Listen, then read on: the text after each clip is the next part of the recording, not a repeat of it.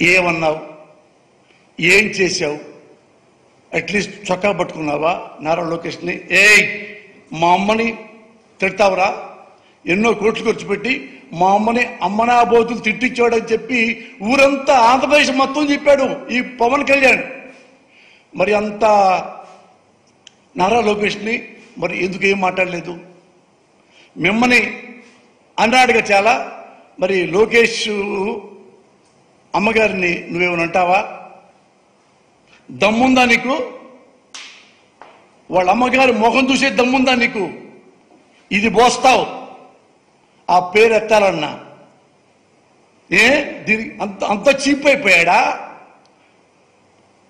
ముఖ్యమంత్రి గారు? పెళ్ళాం అనేది ఆంధ్రదేశంలో 75% పైగా భార్యాభర్తలు.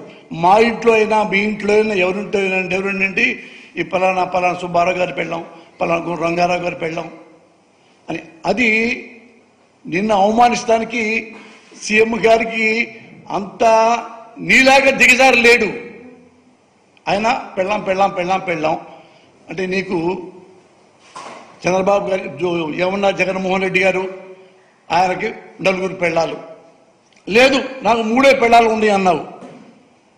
నీకు 3 పెళ్ళాలు ఉన్నాయా? 4వ పెళ్ళాం లేదా?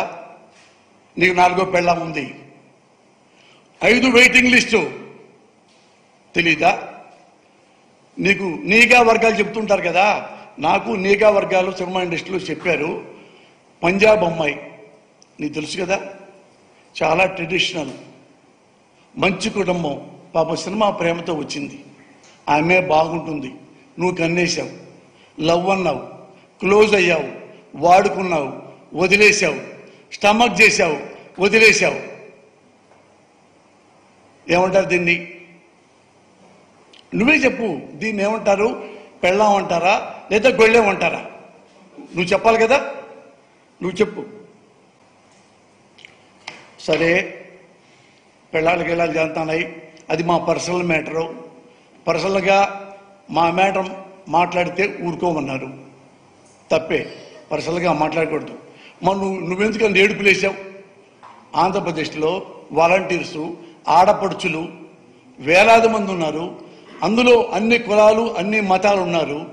క్షత్రియులు ఉన్నారు, కాపులు ఉన్నారు, కమ్మ ఆడపడుచులు ఉన్నారు, రెడ్డిస్ ఉన్నారు, మాలా మాదిగ, అబౌవ్ ఆల్ మైనారిటీస్, బీసీలు అందరూ ఈ మహా తల్లులు పింఛనిస్తూ అమ్మలకి అవ్వలకి సేవ చేస్తూ దేవతల్లా పనిచేస్తున్నారే, వాళ్ళను వ్యభిచారం చేస్తున్నారు, ట్రాఫికింగ్ ఉంది అని ఎందుకు వెధవ పలుకులు పలికావు? అది పర్సనల్ కదా, అది పర్సనల్ కదా. నిన్ను పెళ్ళామంటేనే ఈ లెవెల్లో సీఎం లెవెల్లోకి వెళ్ళావు డ్రామా ఆడి. మరి ఎంతమంది ఆడపడుచుల్ని ఆంధ్రప్రదేశ్లో ఎంత చీప్గా మాట్లాడావు. ఎంత చీపు? అది చీపా? పలానా పోసారి పెళ్ళామంటే చీపా? నీ మైండ్లో ఉంది. నీ మైండ్లో ఏంటంటే ఆడ ప్యాకేజీ పుచ్చుకున్నావు, ఎంత వీలైతే ఈ నెలలో అంత బాగా తిట్టేసాయి అని చంద్రబాబు గారి ఒక అర్జీ. అందుకే ఏమున్నా సరే ఎప్పుడు ఒంటికాల మీద వెళ్ళిపోతున్నావు. అయినా నువ్వెంత ధైర్యస్తుడో తెలుసా?